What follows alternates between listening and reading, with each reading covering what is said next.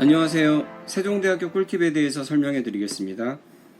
세종대학교 1번 문제 유형을 23학년도 것을 모아놨는데요.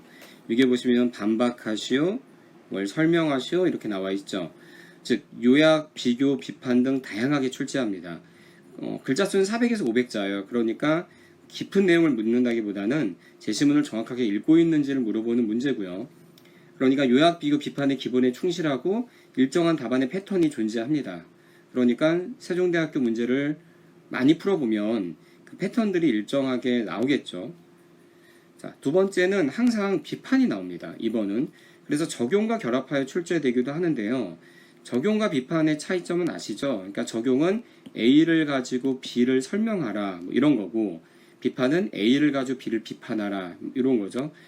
자, 비판이 항상 나오기 때문에 항상 똑같은 스타일의 어떤 문제가 많이 나올 가능성이 큽니다. 그래서 근거를 제시문에서 찾는 정형적인 비판 문제가 나오고 비판의 기본 구조에 충실하다라는 꿀팁이 제시가 될 수 있겠죠. 그러니까 난이도가 그렇게 어렵진 않은데요. 문제가 아주 좋습니다. 그래서 세종대학교는 참고로 비판 문제를 연습하는데 많이 사용될 수도 있습니다. 그만큼 문제의 수준이 좋아요. 자, 같이 풀어보면 도움되는 타대학 문제들은 일단 홍익대학교는 적용에 많은 도움이 되고요.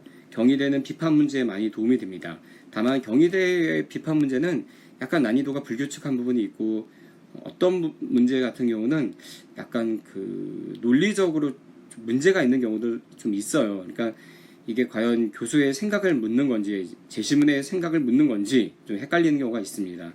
이대 문제는 뭐 모든 대학에 도움이 되는 독해의 어떤 교본과 같은 문제죠. 그래서 홍익대, 경희대 이대 문제를 풀어보면 좋지만 역시 세종대가 최고죠. 예, 세종대 문제 학원에서 그렇게 많이 다뤄주지 않는 문제거든요. 이상하게 세종대는 약간 블라인드 스폿에 있죠. 그래서 다른 뭐 중대, 건대, 경희대, 외대, 단국대 하다 보면 사실 학원에서 주 1회 수업 한 50몇 회가 맥스인 어떤 그 수업에서는 끼어들 자리가 별로 없거든요. 그러니까 상대적으로 세종대학교는 학원에서 덜 다뤄지는 거고, 실제 학생들도 세종대를 논술로 공부한다고 1년 동안 준비한 학생들은 없을 겁니다. 대부분 파이널 때 잠깐 배우는 게 전부인데 굉장히 부족한 어떤 공부를 가지고 들어가는 거죠. 그러니까 세종대학교에 지원하는 학과가 뭐 세종대학교에 특화된 학교라든지 아니면 세종대를 꼭 갖고 싶은 학생들이 있다면 세종대학교는 전략적으로 논술로 대비해 볼 만한 학교입니다. 그 다음에 이제 기출문제를 가지고 혼자서 공부할 때 주의점은요, 학교 측 예시 답안을 적극 참조하십시오.